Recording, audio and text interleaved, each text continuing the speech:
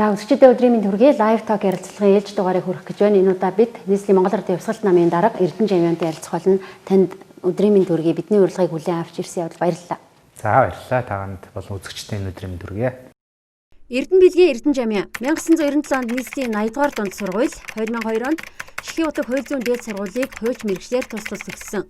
Монголын скаутын холбооны ерөнхий нарийн бичгийн даргаас ажлын гараагаа эхэлж, Эрдэнэс Монгол компани байгуулагдахад хуулийн эцсийн дарга, оюутлага 5 толгой гэрээ байгуулахад ажлын эсхийн гишүүн 1997 онд Монгол Ардын Хувьсгалт намд элсэж, тэр үедээ намын үүрийн дэд даргаар ажиллаж байжээ.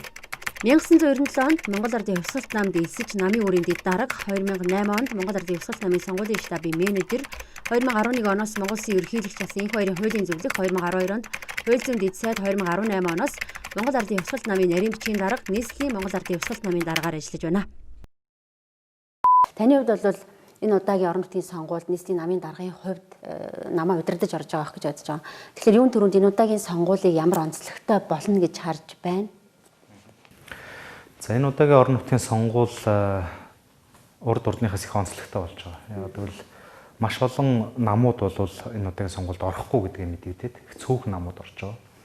Тэгээ энэ орж байгаа цөөхөн намууд нь бол бас ирэх барьж байгаа намуудад одоо намуудч бах тийм ирэх барьж байгаа Монгол Ардын намд хяналт тавих үүднээс бодлогоо нэгтгэж орж байгаа. Өөрөлдөх юм бол нэр дэвшигчтэй давхцуулгүйгээр одоо бусад одоо намуудаа одоо дэмжиж нэр дэвшигчдийнхаа одоо үйл ажиллагааг бол юу гэдэг дэмжих юм уу хамтарч ингэж орж байгаа. А эвсэл гэхэд бол арай биш тийм нэгдэл гэдэг нэртэйгээр ингэж орж байгаа. Тус тусдаа ийм одоо үзэл баримтлалтай намууд тийм ингээд нийлээд тэгээд нийлээд хамтраад тийм нэг сонгуульд оролцох гэдэг шүүмжилж харах нэг хэсэг хүмүүс бол байгаа. Тийм шүүмжилж харж байгаа ч хүмүүс байгаа, маш ихээр дэмжиж байгаа ч хүмүүс байгаа. Тэгээд ер нь бол энэ санд санаачлал бол гол төлөв одоо иргэдээс, сонгогчдоос тийм одоо энэ одоо нэгдэлд нэгдэж байгаа арчсан нам, Монгол Ардын Хувьсгалт нам, шинэ намын одоо гишүүд дэмжигчдийн зүгээс бол гарч ирсэн. Өөрөөр хэлбэл бол одоо анхны дунд чатнаас л гарсан санал واخгүй. Тэр утгаараа бол одоо мэдээж ардын намд бол шүүмжлэхээр л байж санагдана.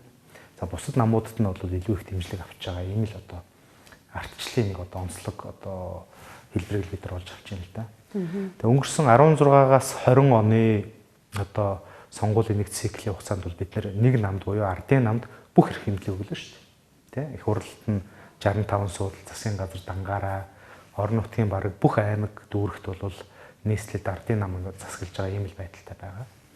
За харамсалтай нь ингэж одоо үнэмлэхүй олонхоор ирэх бариад те хинч одоо саа татвар боллогүйгээр нэг нам засгалсан үед бол яг нөгөө амлсан амлалтаа биелүүлсэн үгүй юу гэж бодвол асуултын тэмдэгтэй. Жишээ нь одоо ардын намынхан бол 16 онд амлсан одоо мөрийн хөтөлбөрийнхөө биелэлтийг 94.8% буюу 95% биелсэн гэж юм дүгнэлт гаргаж байгаа юм бэл. Тэгээ энийг нь одоо хараад үнэхээр монголчууд Улаанбаатар хоттой аз жаргалтай амьдарч ийн үгүй гэж үзэхэд бол иргэдээс юм уу одоо бус хүмүүсээс асуухад бол өөр л дүн хэлэх байх л та. Тэгэхээр бол нэг нам дангаараа засгалж байгаа үед бол ерөөсөө шүүмжлэл санал гэж юм бол явдаггүй, хариуцлагын тогтолцоо огт хэрэгждэггүй, дураараа дурагддаг. Ер нь өөрөө өөрийгөө хянана гэдэг бол хамгийн хүнд хяналт байдаг. Тэгэхээр нийслэл дотроо ч өөрийгөө хянахтаа хэцүү. Ялангуяа нийслэлийн төлөөлөгч чинь дээшээ байгаа яам гэдэг юм уу засгийн газраа хянах бүр болцоо байхгүй. За дээр нь байгаа одоо удирдлаганд байгаа засгийн газар улсын их хурл нь доор байгаа хөлөө буюу орон нутгийнхныгаа учиргүй зандар сагнах юм болцоо байхгүй. Яг тэгвэл бүгдээрээ ингэ сүлдэгцэн учраас ялангуяа нийслэл өөрөө их том айл хяналт тавихгүй бол болдоггүй. Маш олон асуудал байгаа. Одоо жишээ нь бараг 15 тэрбум төгрөгийг өнгөрсөн 2 жилийн хугацаанд муур нохоонд спираль жилбүү спайчудад тавих зарцуулна гэж авах жилд 7.5 тэрбум төгрөг. Тэгвэл чи хідэн айлыг орон суустай болгох юм. Хідэн айл нөгөө хүсээд байгаа өрхийн аж ахуй жижиг дунд үйлдвэрлэлээ эрхлэхэд дэмжлэг болох мөнгө байсан. Хідэн ажлын байр болох мөнгө байсан гэж бодохоор бол асар их мөнгө байхгүй. Тэгэхээр гэх мэтийн одоо хяналт зайлшгүй хэрэгтэй юмыг бол тоолол бол баршгүй. Тэгэхээр энэ утгаараа бол энэ орон нутгийн сонгуул бол зөвхөн тухайн орон нутгийнхаа дарга нарыг сольж байгаа төдийхөө асуудал биш те. Засгийн газрын үйл ажиллагааг, яамдуудын үйл ажиллагааг хүртэл хянах одоо юм том бололцоо юм л да. Тэгээ энийгээ бол бид нэр одоо хэрэгжүүлж чадахгүй бол болохгүй юм л бодолтой. Эрх баригч нам болохоор өөрсдөө эсрэгээр нэрдэг шүү дээ. Одоо улсын хурал нийслэл дүүрэг сум болгон дээр те бүх шатандаа ялж иж зүгээр нөгөө ямар нэгэн одоо саад дараагүйгээр ажиллаа хэрэгжүүлэх боломж бүрддэг. Тийм ч утгаараа бид нэр одоо ажиллаж чадсан. Ингээд шулуухан орчуулад ойлгоход бол ардын намын юм үсэт юм. Бүх шатандаа саад тодхоргүй авилга авах бололцоог л хайж ийн гэсэн үг. Тийм биз? Яг ард түмэндээ юм хийхэд нь бол саад байхгүй шүү дээ. Альч нам гараад Монгол ардын явсгалт нам юм уу ардсан нам засгийн эрхэнд одоо чинь орон нутгийн иргэдийн төлөөл болоод ороод суухад бид нар иргэдийнхээ төлөө ажиллах гэхээс шул өөр юм бол хийхгүй шүү дээ. Гэтэл бол тэрийг яага саад болно гэж үзэж байгаа. Яглаараа Монгол улсын төлөө явах гэж байгаа улс төрийн намууд иргэдийнхээ дэмжлэгээр гарч ирэхээр засгийн газар саад болтыг. Тэгээ тийм байдаг гэсэн бол угаасаа үндсэн хуулиндаа саад болт юм гэдээ өөрчилчихгүй байсан. Тэгвэл яах гэж нарцсан тогтолцоо байгаа. Харин юунд саад болох уу гэхээр тэ идэж ухтал саад болох гэдэг. Ах トゥ хамаатан садандаа тендер хуваарлж өгдөг тэ багцаа замбраагүй ард иргэдийн амьдрал ах хүнд байхад дарга нарт зориулсан төсвөн тэ баян улсынхаас даваад гарцсан энэ нөхцөл байдлаа л одоо хадгалж үлдэгтэн саад болно гэхээс шул ард түмнийхээ төлөө ажиллахад бол хэн ч айландаа саад болохгүй шүү дээ. Энэ сонгуулийн утга учир ч гэсэн тэр шүү дээ тэ. Ерөөсөө сонгуул яах гэж явдیں۔ Гэхээр даварсан дарга нарыг солих гэж л байдаг байхгүй. Тэрнээс ч бол эрх баригчдад одоо авилга авах боломжийг өргөжлүүлээд үгүй сунгаад үгүй гэвэл сонгууларч яах. Энийг бол дарангуул гэдэг. Тэгэхээр бид нар бол одоо дарангуул руу гулсч орчих гээд байгаа учраас хүссэн үсээгүй хэдийгээр өөр үзэл бодолтой өмнө нь бие бинийгээ шүүмжлэх байсан намууд ч гэсэн одоо бол нэгтэрч эхэлж байна та. Зөвхөн хяналтын төлөө. Энэ ардчлалыг бүрэн утгаар нь хэрэгжүүлэхийн төлөө дарга нарыг хянахын төлөө ийм нэг л үсгээс өөр одоо нөхцөл байдал байхгүй л да. За тэгээ үр дүн гарах юм бол одоо юу гэдэг улсын хурлын сонгуул дээр Монгол Ардын явсгалт нам бас уламжлалын нэгдсэн нам гэд та бидний эвсэл болоод орсон. Орон нутг дээр ялгаагүй за эвсэл биш юм а гэхэд хамтраад оролцож байна те. Улсын хурал дээр бол төдийлөн үр дүнтэй байж чадсангүй. Одоо эвсэл болж ороод чадсангүй шүү дээ те. Орон нутг дээр тэгээд дахиад үр дүн гаргаж чадах юм. Тий, ер нь өөрөө улс төрч гэдэг юм уу хүний амьдрал, шинжлэх ухаан ер нь бүх салбарт биш те хүний орлого дуусвал тэгэл дуустдаг. Бид нар бол одоо арчсан нийгэм гэдгийг байгуулахын тулд одоо чинь дэлхийн ертөнц өөрөө хэдэн зуун жил зүтгэж, тэмцэж тийм үү иргэний болон дэлхийн дайн дулаан хийж нэг өнөөдрийн нэг арчсан гэдэг нийгэмдэр ирж штэ. Одоо харьцангуй одоо 100 жилийн өмнө 200 жилийн өмнөхийг бодвол жишээ нь юу гэдэг нь те хүмүүний эрхийг хангадаг, хүний эрхийг зөрчсөн дарга нарыг бүгдээрээ шүүмжилдэг, бүгдээрээ юм байдаг. Энд чинь угаасаа 1000 жилийн өмнө ч юм уу 2000 жил байсан юм биш штэ. Тэрний төлөмс хүмүүс зүтгэсээр л байсан те. Нэг удаагийн сонгуулийн одоо хамтрал эвсэл бүтэлтэй бүтлгүй болсноор бол намны эвслийг бол дүгнэхэд бол хэцүү гэж бодож байна. Аль болохоор л монголчууд бол харин эсрэгээрээ яаж нэгдэх вэ? Зөв юм дээр яаж нэгдэх вэ? Яаж зөв үр дүн гаргах вэ гэдгийг хайж ах хэрэгтэй. Харин тэрнийхээ дараа нь үр дүнд хүрснийхээ дараа харин хэлсэн амдаа хүрэх хэрэгтэй. Хэлсэн амдаа хүрч чадахгүй бол энийг л бас л тарж магадгүй. Жишээ нь ардын намынхан би одоо 4-5 жилийн өмнөх юм одоо монголчуудын ой санамжинд байгаа л. Жишээ нь одоо энэ амар сайхан гэдэг их хурлын гишүүн болсон засаг дарга байсан хүн бол жишээ нь Батүл даргыг 4 орлогчтой гэж эсэргүүцээд мөн үү жагсаа цуглаагээд хаалгыг нэвдэж орж исэн хүн шүү дээ. Тэгэд өөрөө засаг болонгуудаа 6 орлогчтой болсон. Тэ?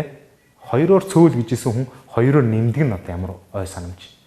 Жишээ нь ардын намынхан 5 жилийн өмнө тийм үү мэрэгжлийн засгийн газар байгуулах хэрэгтэй. Давхар дээл өмсөж байгаа нь л ерөөсөн Монгол улсын гай гамшиг байна гэд засгийн газрыг огцрог гэж шаардаад бүх хүмүүсийг одоо давхар дээлээ тайлгээд одоо дийлмэл шатаагаал ингээд байж исэн. Их хурл олон холонгуудаа бүгдээрээ давхар дээл өмсөд нөгөө шүүмжлээд исэн дид сайт хэрэггүй оронтоо хэмнэх хэрэгтэй гэж бүгдээрээ 1-2 дид сайттай болсон. Нийслэлээр мөн ялгаагүй. Өнөөдөр байгаа 45 гишүүнийх нь тий 28 нь одоо ардын намын 20 одоо 35 гишүүн байна л та. 28 нь нийслэлийн ямар нэгэн агентлагийн дарга шүү дээ. Давхар дээл тий. 5 жилийн өмнө ярьж ийсэн аа тэ эрх мэдэл авангуудаа өөрчлөг энэ хүмүүсийг бол хоёр нүүртөнгүүд худалч хүмүүс, итгэл даадаг хүмүүс гэж тодорхойлдог шүү дээ. Улс төрт тэгвэл хүний юугаар нь таних хэвээр итгэл даадаг байх хэвээр, хэлсэн ярьсантай байдаг байх хэвээр, хизээч үйл хэрэгээс буцдаггүй байх хэвээр. Тэгэхээр одоо бол ардын намын энд байгаа дарга нар бол итгэл дааж чаддгүй. Хэлсэн амнасаа буцдаг луурчингууд байгаа байхгүй. Тэ нүүрэн дээр нэг юм ярина, ард түмний эрхийг засгийн эрхэнд гарахын тулд нэг худлаа юм ярина. Авсныхаа дараа 100% эсрэг хийдэг намыг Монгол ардын нам гэж өнөөдөр ойлгох хэрэгтэй байхгүй. Тэгэхээр энэ аюултай хүмүүсээс яаж иж хагаад энэ удаадаа төр засгийн эрхээс нь ядаж үлдсэн орон нутгийн эрхийг нь одоо авах хэрэгтэй.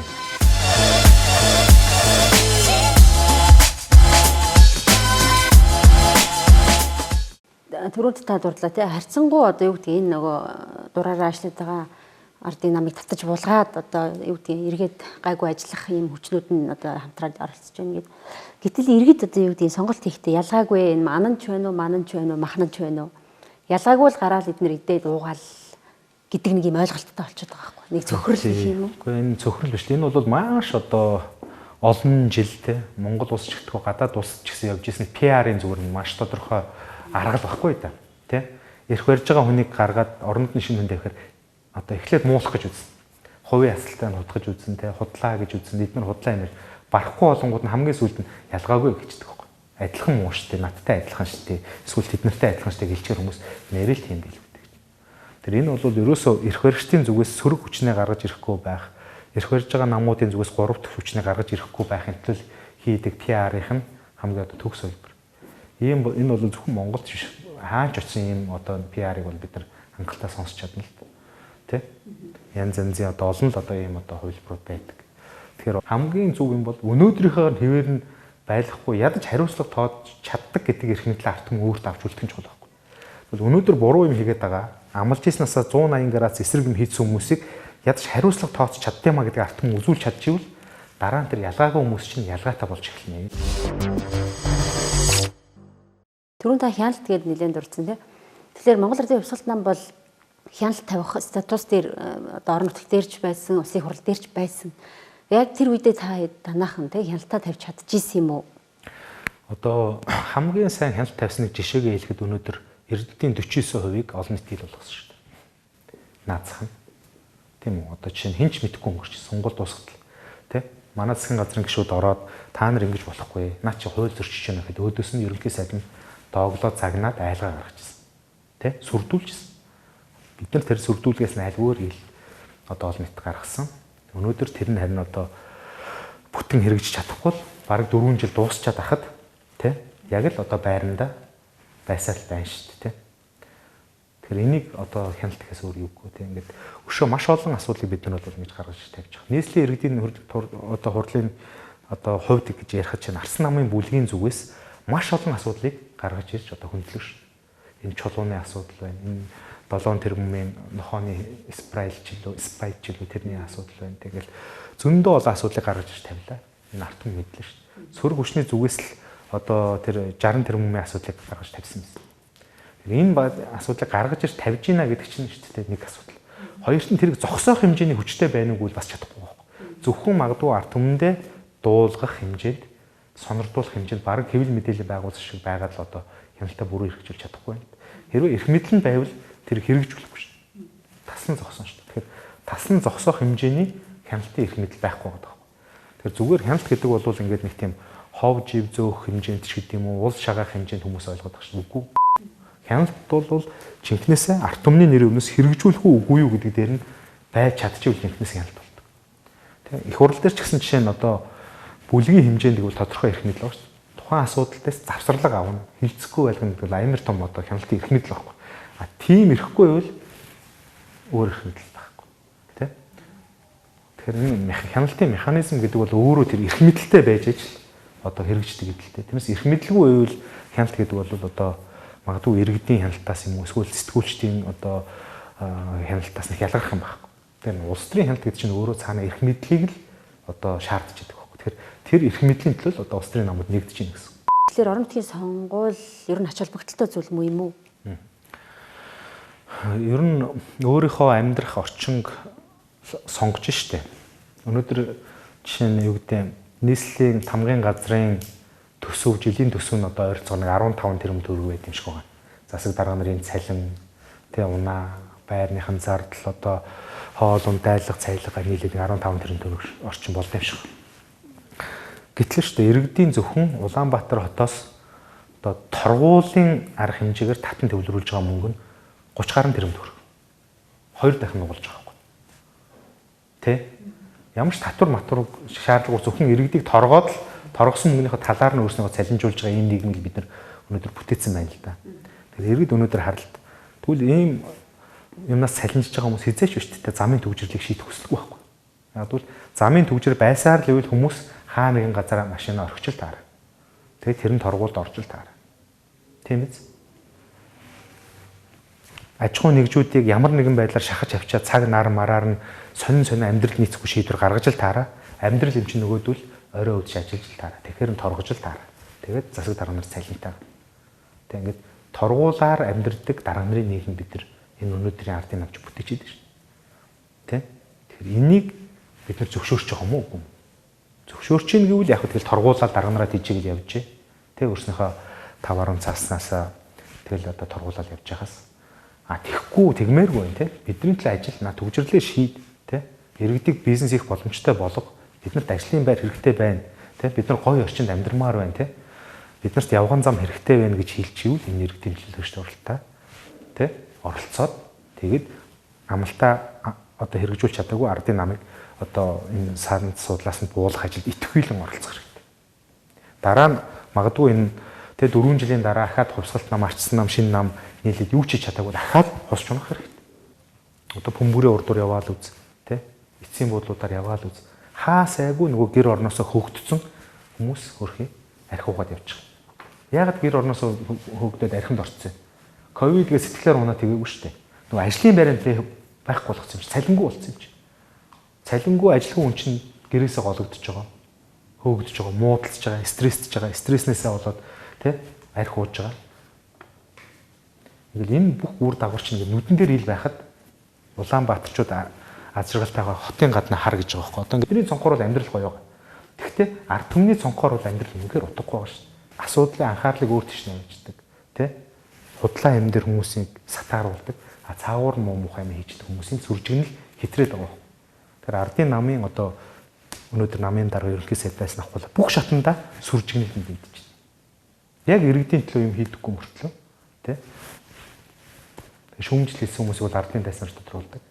Ийм л одоо энийг л ер нь бол бүх ингээд нийт шинжээр нь бол юу гэж хэлдэг гэхээр дарангуулах гэж хэлдэг. Тий? Дарангуулын олон хэв шинж байгаа шүү дээ. Цэргийн дарангуул гэж байна. Бид нар бол ой тойрондоо бол цэргийн дарангуул гэдэг нэг бодцоод ямар ч байсан гадаа цагдаа ирээд тий буута цэргүүд нь танкта зогсоод бид нарыг алчхааг юм чи дарангуул явахгүй гэж үгүй. Дарангуул гэдэг чинь шүү дээ сөрөг хүчнээ гаргахгүй тулд эрх баригчд нь төсвийн мөнгөөр тий тарих угаалт хийдэг дэглэмийг хүртэл тэгээд өөрийгөө байн сонгуулдаг худлаа сонгуультай улсуудыг дарангуулын нийгэм гэж хэлдэг байхгүй. Тийм улсууд зөндөл баг шүү дээ. Сонгуул явдаг шүү дээ. Бүх улс сонгуул явж шүү дээ. Арсан Солонгос сонгуул явж байгаа 4 жил тутамд. Хятад сонгуул явж байгаа. Кубд сонгуул явж байгаа. Тэ? Одоо энэ бидний яриад байгаа бүх л улсууд сонгуул явж байгаа шүү дээ. Гэтэ нэг нам л ганцаараа байгаад идэг. Тэрнээс өөр юм ярьсан хүмүүсийг тийм үү? Ардын дайсан, тэ? Худалж, хулгайч гэж сонсооргоод өөрснийгөө л авч үлддэг. Тэрийгэ дандаа төсвийн мөнгөөр хийдэг бол дарангуулах. Энэ жилийн сонгуулиар яагаад бид нэг гэсэхээр нэг тийм одоо гол онцлог нь шүү дээ. Одоо төсвийн мөнгөөр сонгуул хийдэг байхгүй. Уг нь бол ингээд та бүхэн хоёулаа арсан нийгэмд бол хоёулаа нэр дэвшчихвэл бид яг шудраг хүрсэлдэг хэвээр. Та 1000 төгрөг гаргаж би бас 1000 төгрөг гаргая. Та 5 хүн ажиллуулж би бас 5 хүн ажиллуулъя. Хязгаартай бай. Ингээд арт түмэн сонгож. Гэтэл тий би өөрийнхөө мөнгөөр өрсөлдөдөг, та төрийн мөнгөөр өрсөлдөдөг гэвэл хизээч өөрийнхөө мөнгөөр өрсөлдөж байгаа юм бол ялахгүй байхгүй. Тийм биз? Тэгэхээр энэ жилийн хувьд яав? Дандаа төсвийн мөнгөөр сонгуул хийж байгаа юм. За хүүхдийн мөнгийг чинь нэглэе шүү. Нөгөө байгалийн баялагийг чинь нэмийг хуваарлж өглөө шүү. Тэтгэврийн зээлийг чинь дарж өглөө шүү. Тэгээ нөгөө сонгуулийн жилд өөрснөө хуулиараа хориглолцоод тэрийг болохоор өөрснөө жилжингээ хийж байгаа. Одоо ч хийж байна. Тийм хүнтэй би яаж өрсөлдөг? Ягаад ч өрсөлдөхгүй юм. Хоолны толаан гэдэг асуудал байна. Нөгөө бүх ард түмний ядуу байлгаж байгаа ажилгүй. Тэтгэврийн хамгийн бага түвшинд нөгөө амжиргааны хамгийн доод түвшинд байж байгаа өсөхийн даваан дээр ардын намын нэг хүн очиод өгөх юм байл да. Би чамд хоолны толоо өгч байна. Би айгуу сайн хүн байгааз. Тэр хүний төлсөн татврыг өөртөө буцааж өгөөд намайг сонгуульчи яг өдөр болгоныг талхтай байна. Намайг сонгуульчи үлбэрч өгнө гэж хэлж штэ.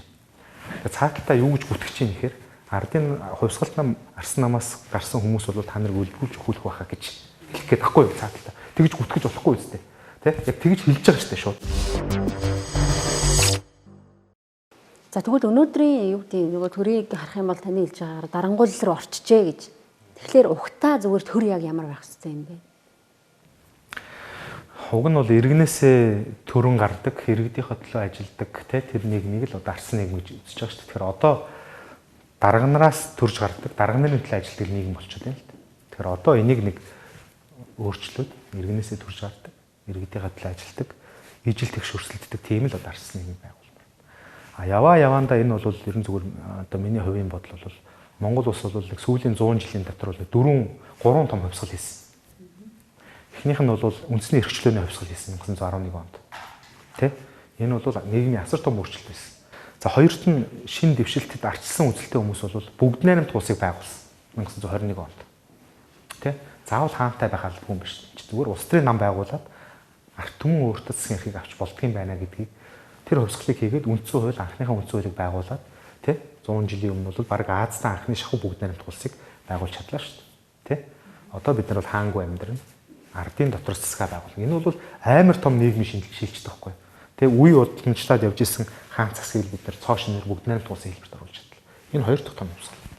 За гурав дахь том хувьсгал 90 оны хувьсгал. Энэ бол тэ нэг намын засаглалаас биш юм байна. Бид нар олон намын тогтолцоотой байна гэдэг. Тэгээд эдийн засгийн эрхчлөө гэдэг ийм хувьсгалыг хийж чадсан. Тийм биз? Тэгэхээр эдийн засгийн агуулгаараа ч гэсэн тэ нэг улсын хариат байснаа тэ одоо арт түмнээсээ буюу бүрдсэн одоо арт түмнээсээ татвар аваад тэрнгүүрээ санхүүждэг улсын загварыг бий болгосон. 90 онд бол олон төрлийн тэ эдийн одоо хвшил бүхий хувийн хвшлийн эдийн засгийг болгосон. Одоо дараагийн дөрөв дэх хувьсгал одоо эхэлсэн байгаа байхгүй. Энэ хувьсгалын бүх шинж бүрдсэн. Яг бол бүх газар л хүмүүсийн сэргэн мандж байгаа, өөрчлөлт өсөж байгаа тийм бол мэдрэгдэж эхэлж байгаа. Энэ яг хувьсгалын өмнөх одоо дохио байхгүй тийм. Хүн болгон одоо хуучин мөнгөний онлооч иргэн харахыг шаардж байна. Татврын тогтолцоогоос иргэн харахыг шаардж байна. Байгалийн баялагийнхаа асуудлыг иргэн харахыг шаардж байна. Тэ өнөөдрийн нам улс төрийн тогтолцоогоос иргэн харахыг шаардж байна. Тэрний илэрлэл нь бол янз боловч эцсийн дүндээ бүгдээр өөрчлөлтийг үүсгэж байгаа. Тэр энэ өөрчлөлтийг бол хүмүүс янз янзаар тодорхойлж байгаа. За бид нар бол шинэ үндсэн хуулийг хийгээд одоо эдийн засгийн одоо эрхчлөөний хувьсгал ч юм уу тийм юмэр. Санхүүгийн эрхчлөөнд хүрнэ гэдэг бол хувь хүнд бол юу гэсэн үг юм. Тэр бол үргүй байх, тэ? Хадгаламжтай байх, чинээлэг амьдрахын тухай ойлголт шүү дээ. Тэрнтэй адилхан улс үндэстнээр энийг бодох юм бол тэ өнөөдрийнхөө цалин мөнгө эдийн засгийн тогтолцоог өөрчлөөд хүний цалин арт түмнийх нь нийтээр цалин амьдралд нь хүрэлцдэг. Тэ? Айтайхан амьдралтай. Тэ? Хүн болгон тэ юу гэдэг ажилгуугаасаа болоод эсвэл бол одоо нийгмийн өөр ямар нэг асуудлаас болоод нэг тийм ядуурлаг уусч орчдоггүй тэр нийгмийн хамгаалалттай тэр нийгэм бий болох хэрэгтэй. Энд Монголд байгаа бүх баялаг, бүх одоо эдийн засгийн хүчин чадлаа бол чиглүүлэх хэрэгтэй. Энэний төлөө төрийнхөө янз янзын засаглалын бүтцийг сайжруулах хэрэгтэй. Авилга авдаггүй сайн төрийн аль багчдаар бий болохоос ахуулаад маш олон өргөн өрөөний ойлголт. Энийг бол одоо дөрөв дэх хувьсгал гэж одоо нэрлэх хэрэгтэй байхгүй. Энэний төлөө бол харин шин дэвшилт үзэл санаа хэрэгжүүлж байгаа хүмүүс бол одоо юу гэдэг хэрэгжүүлж чадна гэж бодож байна. Гэтэл Адам Смит гэдэг мөн үү? Энэ одоо үд үзэгдэх гар гэдэг онолыг зохиосон зах зээлийн зашин зохиосон хүн өөрөө анх тэр номоо бичгтээ баг оршил дээр нь шахуу гэж хэлсэн байгаа байхгүй. Ерөөсө зах зээлийн нийгэм гэдэг бол сайн цалинтай ажилтан байж л үүсдэг юм шүү. Тэрнээс үйлдвэрийн эзэд ганцаараа баяжаад сайн цалин тавихгүй бол хязгаар зах зээлийн нийгэм хөгжихгүй гэж бүр тодоос тод мэдсэнийг бид нэр эдийн засгийн багш нар ч юм уус төрш нь уншдаггүй, унших хүсдэггүй. Яг бол зах зээлийн нийгэм ойлгож тахгүй. Яг бол би хичнээн ч үйлдвэрсэн байсан гэсэн хэрэглэгч нь өндөр цалин тавиад минийхийг худалдаж авахгүй зах зээлийн нийгэм үүсэхгүй л байхгүй. Би хэдэн мянган бараа үйлдвэрлээд яах юм? Энэ хүмүүс худалдаж авч чадахгүй бол би юмаа зарч чадахгүй шүү дээ. Би дампур. Тийм учраас чи өөрөө баяжхыг хүсч ивэл нөгөө өндөө өндөр цалин. Тэ? Энэ зарчмыг бол нэг хувийн хвшлийн эзэн ганцаараа бол хийгээд бол чадахгүй байхгүй. Энийг төр улс нь өөрөө хөдөлмөрийн хөлсний доод хэмжээг нэмэгдүүлж ээж, тэ? Төр засаг нь өөрөө тэр цалин авч байгаа хүмүүсийн тал зогсож ээж, хүссэн хүссээгүй хүмүүсийн дотор байдаг тэр захирлуудын шунлыг дарж ээж, тийм үү? Хийдгэл ажил авахгүй. Өнөөдөр ажилчдаа 500 сая төгрөгийн цалин өгчөд өөрөө өдөртөө 5 сая төгрөгөөр хоод ичээд захирал хийдэг юм бүү мэд шүү. Тэ? Өнөөдөр ажилчдаа 500 сая төгрөгөөс цалингийн өгдөггүй мөртлөө компанийн орлыг аваад солонгос нисээд казино тоглолтын захирлуудыг зөндөл мэдэж шүү дээ. Тэгэхээр энэ болгонд чинь өөрөө цааталт нь баялагын хойрол гэдэг ойлголт байдаг байхгүй. Тэ? Тэгэхээр энэний цаана юу одоо энийг хизээ хийж чадсан гэхээр арчил байгаа үед ийм юм ярьж чаддаг. Арчил байхгүй бол ийм ярьдаг. Тэгэхээр одоо буцаад улс төрсөн ярианд ороход 4 жил 5 жилийн өмнө Монгол ардын намынхан мөрийн хөтөлбөртөө цалин орлогыг 2 дахин нэмнэ. Өрхийн орлогыг 2 дахин нэмэгдүүлнэ гэдээ амлчихжээ. Албан тушаалтай хамт цадаад бид нэр чатгаа байсан. чадахыг хүсээгүй. Өнөөдөр ахаад эрх мэдэл гуйж байна. Тэгвэл бид нар буцаад өгөх юм уу гэдэг асуудал тийм. А боломж байгаа юу гэдгийг бол бид нар байгаа гэж хэлж байгаа. Хэрвээ чадахгүй бол биднээс ураад ажиллуулчих гэж байгаа. Тэгвэл бид нар байгаа гэдгийг үнэхээр хангалттай үзүүлээд өгнө гэж хэлж байгаа. Төгсгөлд нь нэг юм таны хувийн үзэл бодолтой холбоотой ганц асуулт асуугаад Эрдэнэ Жамяан гэдэг одоо хуульч залуу их баяр гэдэг ганц нам одоо ганц хүнтэй гэдэг юм уу те энэ намыг дагаад ингээд алга болчлоо гэж ярих хүмүүс гэдэг юм уу те нийгэмд магадгүй таны шүүмжилж байгааг анзаарсан баг. Тэгээ Монгол Ардын хувьсгалт намыг сонгоод те өнөөдөр хүртэл явж байгаа шалтгаан. За ер нь бол яг би чи өөрөө л анханасаа л Монгол Ардын хувьсгалт намын гишүүн байсан. Тэр чигээрээ л явж байгаа. Намаа солиогүй л гэсэн үг шүү дээ. Тэгээ ардын намыг би бол харин одоо луураар нэг шинэ нам байгуулад бүх юмд эзэн суудсан хүмүүс гэж бодоод байгаа. Яг бол нам өөрөө хуулаараач тэр түүхнээсээ ч тэр ерөөсөө үзэл бодлын нэгдэл байсан. Тийм биз? Үзэл бодлоо өөрчилж байгаа бол тэр нам бол татан бүгддэг шинээр байгуулагддаг байхгүй.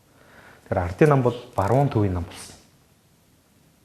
Тэрэлжийн тунхаг гэдэг тунхаг хүчиг гаргаад тий? Тэгээд тэрнээс хойш баруун төвийн нам болсон. Баячуудыг дэмждэг нам болсон. Тэ? Цөөхөн хэдэн хүнд бол боломж олгож тэр хүмүүсийгээ цөөн том компани, үндэсний компани улс орноор чирж явна гэдэг тэр үзэл бодолтой нам болсон байхгүй. Тийм учраас одоо ч гэсэн төсвийнх нь бодлого бүх юм бол яг тэрлүү чиглэдэг. Тэгээ би бол ингээд одоо хүмүүс бол ботхоор ингээд нэг зүүнний нам гэхэрэл ингээд нэг хүмүүст мөнгө тараадаг гэж ойлгоогүй. Харин ч барууны нам байх тусмаа эрх мэдэл цөөхөн компани, цөөхөн олигархуудыг тэсэж үлдээхэд бол зүгээр ингээд будаа хийж өгдөг. Одоо гандагийн тагтаанд будаа хийж өгснөөрөө тэр хүн бол тагтааны тал болчихж байгаа биш үстэй тий. Зүгээр тагтаанд буян л үлдэж байгаа гэж өөрийнхөө л бараг залбирч идэг байхгүй да тийм үү. Би миний зам мөр миний хань ажил сайн байгаасаа энэ буян болоо энэ тагтааг холчих гэж хүн тагтааг холдохтой адилхан баячуудын эрх мэдэл тий үргэлж байгаасаа хэдхэн цөөхөн компани томороо үлдээсэй гэхин төлөө арт түмэндээ будаа хийж өгдөг энэ үзэгдэл бол зүүнний үзэл биш. А зүүнний үзэл гэдгийн цаана юу явдгийг гэхээр цалин нөхцөл ажилчдын хөдөлмөрийн нөхцөлийг сайжруулах хэрэгтэй. Орон гэртээ болгох хэрэгтэй. Орон гэртээ болоход ийм зээлийн хүү мөний өндөр шалгуур тавихгүйгээр байх хэрэгтэй. Яагаад энэ зөвхөн банкуудын эрх ашигыг хамгаалаад банкуд нь хүмүүсийг байртай болохын хооронд тий 160% хүү авч идэв. Энийг болиулах хэрэгтэй гэж үздэг нам чинь зүүнний нам баг. Тэгэхээр өнөөдрийг хүртэл ардын нам чинь энэ банкуудын эсрэг яг юу гэсэн? Ард түмний эрх ашигыг хамгаалахын төлөө юу гэсэн? Ардын нам болсноос хойш. Тэ? Харин ч тэгээ бүхэл одоо компаниудыг томорхын төлөө эсвэл том компаниудыг төрөн гаргахын төлөө юм хэлсэн шүү дээ. Тэгэхээр энэ утгаараа бол ардын нам бол барууны нам. Зүгээр л хувьсгалт намын түүхэн байшинг тухайн үед байсан одоо дарга нар нь хуйлдж аваад л ардын нам нэрээс олсон шүү бид нар яг энэ намыг үлдсэн шүү гэж ингэж явсан болохоос шүү. Тэ? Сүү Батболд хүрсэх хоёрын байгуулсан ардын нам бол Монгол ардын хувьсгалт намын үргэлжлэлч биш. Тэ ардын нам биш. Тэ? Энэ бол цоошин нам. Жинхэнэ барууны нам баггүй. Тэ? А зүүнний нам байсан бол өөр шүү дээ. Өөрөөр юм. А Монгол ардын хувьсгалт нам бол байран дээр үлдсэн. Тийм учраас би бол одоохондоо бол юу гэдэг те намаас солиогүй нэг намдаа л илсэн тэр чигээр. Миний ээж Монгол ардын хувьсгалт намын гишүүн байсан, өөрийн дарга байсан. Би өөрөө 18 настайдаа Монгол ардын хувьсгалт намд илсэн чигээр явж байгаа. За баярлалаа. Төгсгөлийн асуултыг танд үлдээе те. Магадгүй миний асуугаагүй. За иргэдэд тандаач гэдэг юм уу сонгуулагч байгаа учраас хэлэх үг байвал. Тэгээ одоо яг бид нэр энэ одоо ардчсан нам, шинэ нам, Монгол ардын хувьсгалт намын энэ одоо ойлголцол нэгдэл бол их тийм амархан юм уу нэгт одоо тооны машин дээр бодоод гаргацсан юм биш. Одоо хүртэл манай маргаан дагуулж байгаа. Арц намын гишүүдийн дунж маргаан дагуулж байгаа. Магадгүй арц нам манай нам хоёрын гишүүдийн хооронд ч их маргаан дагуулж байгаа. Тэгээ аймагуд дээр жишээ нь арц намын одоо хүмүүс нь ойлголцоогүй юмуд байна. Дүүргүүд тэрч арц нам манай намын хүмүүс ойлголцоог асуудал. Тэгэхээр одоо бүгдээрээ нэг удаагийн сонгуулийн амбица бүгдээрээ хошин тавиад тий саяны миний ярьсан зүйлүүд их ойлгомжтой байж чадсан бол бүгдээрээ энэ сэдвээ илүү их харъя. Яагаад арчлалыг хамгаалах хэрэгтэй болцсон юм? Яагаад бид нар тийм үү төр дийн хяналт хэрэгтэй болцсон гэдэг сэдвийг илүү харж иж болохгүй. Би ч гэсэн одоо хэдхэн жилийн өмнө уг нь бол тий саяны энэ яриа хэлцээтэл бол би өөрөө хотын сонгуульд өрсөлдөн хотын дарга болно гэдэг одоо чинь амбицтай тэрийг ч хэлдэг ингэ ярьж ирсэн юм. Гэхдээ одоо би нэр дэвшгүйгээр өөрийгөө татчих шүү дээ тий. Ингэж одоо монголчууд хамтарч нэгдэжээж энэ нэг тий одоо бидэнд олдсон үнэтэй олдсон Тэ цааш бүр илүү үнээр хамгаалах шаардлагатай нартчлал, эрхчлөө тэг энэ юмнуудаа бол хамгаалах хэрэгтэй цаг ирсэн шүү. Тийм ажиллах хэрэгтэй. Гишүүд дэмжигт маань ч гэсэн энийг бол сайн бодож тунгааж ойлгоорой. Ардын намын жирийн гишүүд дэмжигч гэсэн би хэлмээр байна. Та бүхний нөгөө 100 жилийн түүхтэй намын маань суур усан энэ намд үнж байгаа хүмүүсийн хичээл зүтгэл үзэл баримтлалыг ашигласан цөөхөн хідэн хүмүүс дээрчин гарчаад байгаа гэдгийг ойлгох бас цаг ирсэн шүү. Энийг бол бид нар маш олон удаа хэлж байгаа. Та нарын өр багассан уу? Та нарын авж байгаа зээлийн чинь хүү багассан уу? Та нарыг арван байртай болж чадж гин үү? Тэ ардын намын гишүүд өнөөдөр яг хангалттай ажилтай байна уу? Эсвэл ардын намын дарга нарын чинь үр хүүхдүүд ойр тойрных нь ажилтай орлоготой байна уу гэдгийг бас нэг алхам ухарч хагаад харах цаг чинь болцсон шүү. Одоо бүгдээрээ л харах хэрэгтэй. Тэрнээс шул одоо ингээд зөвхөн л одоо батлахын авцсан намынхаа төлөө тийм үү тэмдгийн зүйцсэн даргийнхаа төлөө ажилдаг энэ цаг хугацаа чинь бол их утга учиргүй болж эхэлж байна шүү гэдгийг бол хэлье. За баярлалаа, таны ажилд амжилт хүсье.